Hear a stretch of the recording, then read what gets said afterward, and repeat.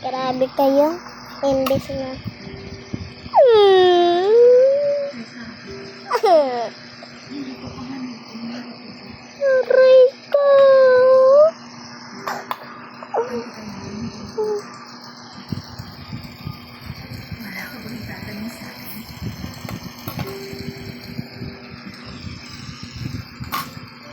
Aray ko. Aray ko.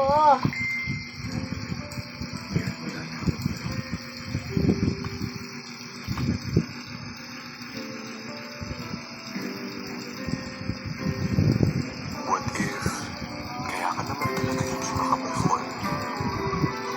Kasi, deep inside, umaasa ka pa sa kanya. Alam mo sa sarili mo yun. Kahit meron siyang iba. Bibi, wag bibi. Ginawa ang breakup para ilayo tayo sa maling tao. At kasunod nito, ang